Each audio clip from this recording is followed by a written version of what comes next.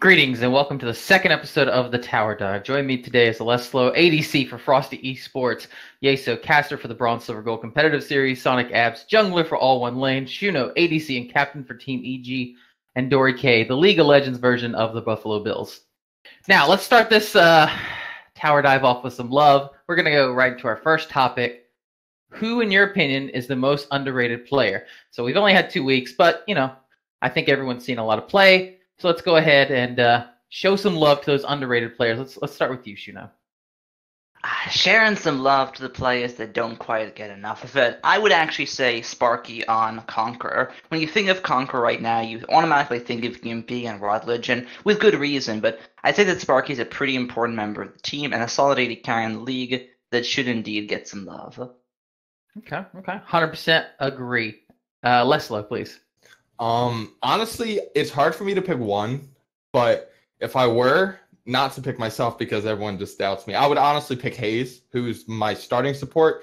He did miss one game this week, but people have not really noticed how well he plays in these games. Most people just notice, the team fight presence that we have, but Hayes and his vision control as well as his he's so great at catching people out. That's like his biggest thing. He's great in team fights as well. So I honestly think that Hayes is probably the most underrated person in the league. Okay, I like it. Dory K, please. I am gonna go with hang on. Sorry about that. Spike2929, that's his name. The mid laner for AOL.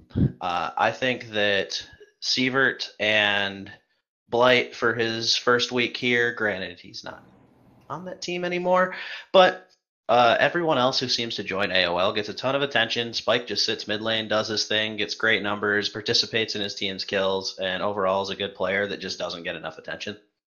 100% agree. I don't think he got very much attention last season either. Sonic Abs. He just took my answer. But since I'm not going to pick the same person, I'm going to say my second choice was Army Overlord. Because, I really like the fact Army has very good vision control. If Army could just hit more skill shots, he'd be top tier. Other than that, he's pretty good. Okay, yeah, I like it. Army Overlord, I know that guy. Yeso. My answer would actually have to be one of my former teammates, Ramenberry, who actually was just signed to the Primates, and I think he's honestly a much more gifted jungler than I think he gets credit for. Obviously, he had a pretty good showing last week in the Naughty Nips game against Skill Cap, but that was kind of a fiesta thanks to an odd draft and the lane swap. But I honestly think he is a great playmaking jungler and really has kind of come into his own in a team environment. I think that is honestly a huge pickup for the Primates there. And I think he's going to really start to show the league what he can do from the jungle. So I'm excited to see people kind of starting to figure out what he's all about. Yeah, 100%. All right, great answers. Love it. Let's go on to excuse me, let me answer the question before we go on to our next topic. I'm jumping ahead of myself here. So as far as underrated players, I'm going to go with EG's top laner, Night Show. Give some love to Shuno's teammate here. Honestly, I think EG just as a whole don't really get talked a lot. Shuno got talked about being a Tristana one trick a little bit. And that's really about it. But I mean, Night Show's had really good KDAs. He's got pretty good vision scores. He's played 3 different champs in 4 matches, showing us that his champ pool isn't shallow, while he also generally draws 1 to 2 bans in the games. Also, his Darius gets banned quite a bit. So all that, I just think he's a solid overall player. His CS numbers per minute are pretty low, I believe. Also, his KP averages fluctuates. One game he had 70%, and then another game he had 40%. So fluctuates a little bit. So I would like to see him definitely work up on them CS numbers, and then maybe try grouping with the team, utilizing his TP a little more. And then I think he could legit be probably one of the best top laners in the division. My 2 cents. So next topic, we've seen 2 weeks of play now. What's the biggest surprise that happened so far? What would you say? What really threw you off and was like, I did not see that coming, couldn't have guessed that. We'll go back, start at the bottom, Yeso. Mine would honestly have to be the sheer amount of roster shuffling we've seen, and that has only honestly intensified over simply the last few hours here, as we are recording this on the afternoon of the 12th, there's been so much volatility on rosters, especially when you're looking at multiple teams that have entirely new ones from when they started just 2 weeks ago.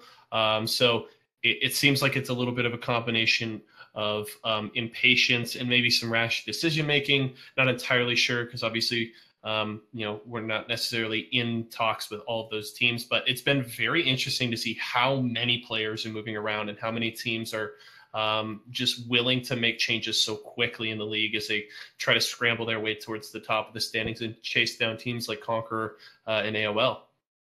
Yeah, I 100% agree with great points. Sonic Apps, please.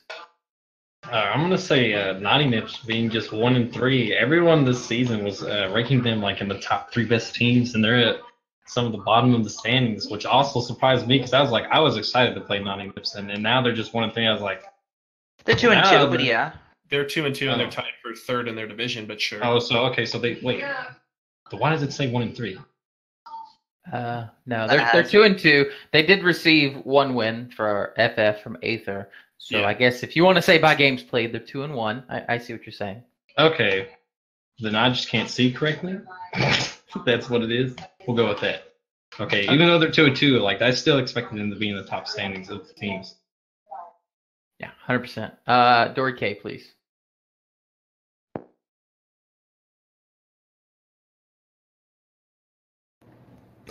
His mic's muted. All right, Alessio, please then. Not to keep focusing everything on myself, but Frosty, I mean, they have literally a completely new roster from last season other than Halsey in the jungle. And most people don't realize this, but we had our first ever practice an hour before our first game against Aether. And then we ended up going 2-0 on the weekend, obviously lost the skill cap this past week, and then beat EG. So we're sitting at 3-1 with a completely new roster. We have been able to keep it stable from here, but that's my biggest surprise, having such a new team going up against some of the more dominant teams from the past, like EG's played here before, so is AOL. So being able to stay towards the top of the standings with them is my biggest surprise of the season so far. Okay, cool. Shuno. I'm back. Oh, Dorke. Go back. Ahead then, please. I muted the wrong thing. My apologies. I was going to say both the second place teams, but that actually kills 2 birds with 1 stone for me. I'm going to go with OC Nation. I honestly didn't know much about them, and they seem to be having communication and roster issues going into everything. And they've had a few bumps and snags here and there, but ultimately they keep coming back and fighting and ending up 3-1 in the group so far. Yeah, 100% agree. They seem to have a couple of issues here and there, but they are 3-1. And then just to add to that, they played AOL, and they actually looked pretty decent. I mean, they did lose, but they held out for, I think, 33 minutes or something, whereas most teams have been losing in 25 or less. So, yeah, I think OC Nation looking pretty good considering they just came out of left field. Shuno, please. All right. I'm actually going to pick a single match over an entire team. I'd say that the Frosty Skill Cap match was a really big surprise for myself. Skill Cap losing to Noya Nips in 15 minutes really made me think, wow, 0-3, this team is looking like Season 3 ESG, where they were just going to lose games over and over and over again. And walking into the Frosty matchup after that forfeit, I wasn't expecting anything, only to walk into a 25-minute sweep from Skill Cap Gaming. Really big surprise for myself, and really says that Skill Cap, while I don't think they're going to be at the top of the standings, they're definitely a very volatile team. Yeah. Skill Cap went 0-2 first week. Okay, they're a low-tier team, whatever. Then they get 15 minutes by Naughty Nips. It's like, okay, they're definitely a low team. And then they beat Frosty, and it's like, okay, low-tier team, but you can't go to sleep on them because take a nap, and Skill Cap comes and bites you. So, my 2 cents on the matter. I, again, have to go with Naughty Nips, just like Sonic Abs did. So, the big surprise to me was them going 0-2. Looking at their roster before the start of the season, I believe, Ramenberry, Arcarcion were both mid-tier, mid and junglers last season in their respective roles. I thought Yeso, he seemed like a pretty good support. Voslo seemed like a really good top laner because I played a few matches with him. So my only question mark was really Gwen playing ADC. But, 4 out of 5 positions looked like they would be at least mid-tier, maybe a little better. So with that, I'm like, okay, they'll probably go at least 1-1, maybe even 2-0. And while the matches were pretty close in the first week, overall they still went 0-2. So they did bounce back a little bit this week, winning one and then getting the free win. But still, that first week was definitely a little eye opener. Like, maybe season 3 will be different. But moving on to our next topic. So, if anyone here has been following the pro play, LPL, LCK have been playing. Also, I believe was it OPL. So we've been seeing some very, very different team comps. Which team, if any, within the Bronze, Silver, Gold competitive series, do you think will be the first team to adapt to this new patch, pull out a no ADC or the double bruiser bot lane? So let's go with you, Shuno. I'd say that the no AD carry meta is actually really dangerous, and most of the current ADCs in the league wouldn't go for it. If any team were to go for the AD comp, I would either put my money on Eskimos or Skill Cap, since they are around the bottom of their division, but not at the bottom, which kind of speaks to me that they can whip out some cheesy picks, get some teams to underestimate them, and come out with some wins with that. Okay, yeah, I like it. Leslo. If you don't see anything on Thursday night, I'd expect to see it in the Frosty Conqueror game, and I'll leave it at that. Okay. Some cheese strats possibly. Dory K. I think in our group at least, I can't attest as much. Skill Cap, I guess they play a lot of weird mid laners with Shadow Knight or Shadow whatever.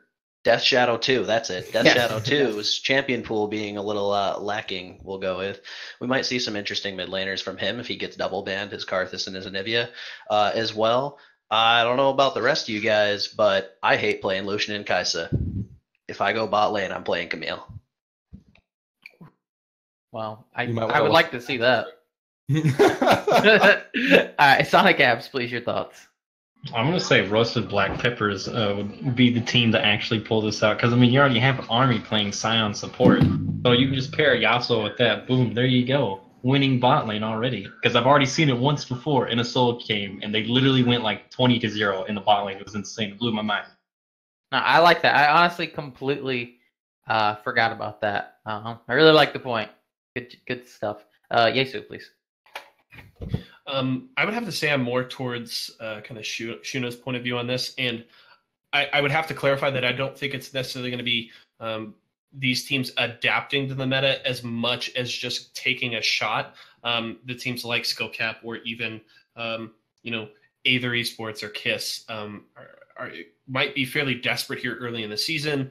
Only one win between all three of those teams so far in the first 2 weeks, and something tells me that one of them might be willing to try something a little spicy to maybe catch someone off guard in drafts, maybe something they just aren't prepared to lane against and don't know how it will work.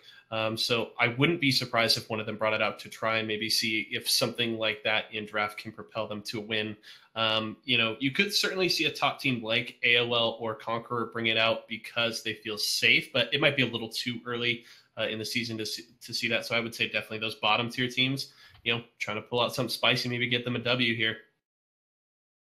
Yeah, I could definitely see the lower tier teams pulling something out like that. My thoughts on the matter. So most of the time people prefer to play what they're comfortable with. So most ADCs, such as myself, we're used to playing Marksman. That's how it's been forever. So this new change is definitely going to take some time to adapt to it. Especially, again, we're bronze, silver, gold, so most of the players are gold and a little bit of silver. So it just takes some time to adjust, and then a lot of times you see people in lower elo prefer to play what they're comfortable with as opposed to what's the latest and greatest, which is why you generally see pro players always switching all the time, whereas, the lower tier meta's kind of little longer to shift. So to me, it just seems like players took a long time to adjust, and there's still not going to be a lot of people that adjust. But now that they kind of have the template, you can just easily say, hey guys, check out LPL. Just pick those same 5 champions, we'll win. Will it happen? I don't know, honestly, because to me, personally, it just seems like such a big, crazy change that I can't even fathom picking Vladimir and going bot lane unless I'm trolling. For which team that would be the most likely? Obviously, this was before the Naughty Nips roster revamp that just occurred today. But beforehand, I had listed as Naughty Nips. A reason why is A, they've already shown from the first week that they don't mind doing crazy picks. They did Pike top, Bard mid, etc. So they don't mind doing crazy different picks. Plus, Gawain has a ton of experience as mid laner, so him grabbing a mid laner and going bot lane is pretty second nature to him. So that would have been my pick. Obviously, the Nine Nips roster revamp. Gawain's no longer on the team, but maybe for next team he'll get picked up as an ADC and just take Vladimir down there. Possible. Okay, so final question for the group today. Week 3, fast approaching. What match do you think has the highest potential for an upset? And why do you think it'll be an upset? We'll go with you, Shuno.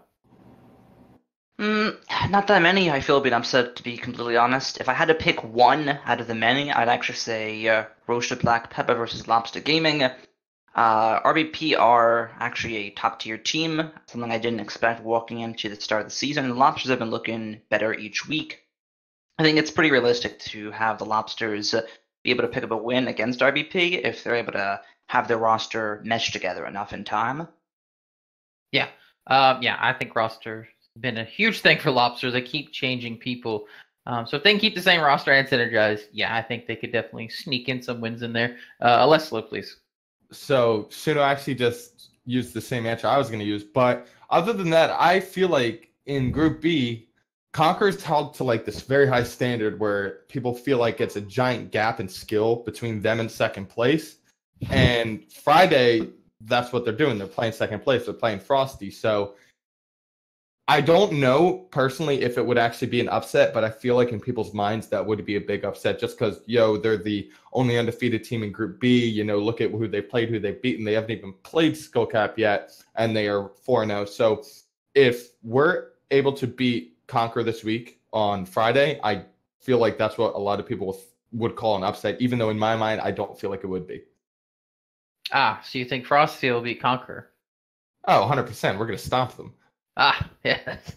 I too enjoy getting high. Dory K, please. I want to be selfish and pick ESG versus OC Nation. Just do it. Do it. No, I'm not going to do it. Mostly because I don't have faith in myself. So I'm going to pick Roasted Black Pepper versus AOL, actually. I think this team keeps showing like glimpses of doing really well. They push every game they play against, every team they play against really hard, and they haven't lost in a straight stomp really. Their only loss was kind of meh, but they fight for wins and they fight to keep teams down.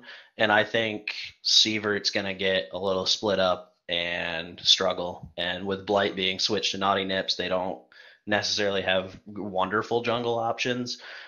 So I think that as long as they play Navigate, they'll win. Okay. And also the loss of Hero, I think, pretty big loss for them. Sonic Apps. I'm going to say Frosty versus Naughty Nips on Sunday with the new roster for Naughty Nips. I feel like it's going to be an interesting game now. Okay. Love it. Yeso, please. My answer would have to be in apologies, Shuno. Aether Esports over Enigmatic. It's kind of an interesting matchup. Aether Esports starts out the week against the Skill Cap. And we already discussed earlier kind of the volatility of that lineup and how you aren't quite sure what you're going to get. But Aether Esports could really go a long way if they grab a victory over Skill Cap to start the week on Thursday in building a little bit of momentum. And we saw EG looked, pretty darn impressive in week 1, got a good win over Naughty Nips and finished it 2 a week. And then really kind of took a few steps backwards in week 2, went 0-2. Now they're sitting at 500. So, they might be kind of ripe for the picking for Aether Esports to possibly have a big week here. If they get a win against Skill Cap, and I'm EG, I would definitely be looking out for Aether Esports with a little bit of momentum coming into their game.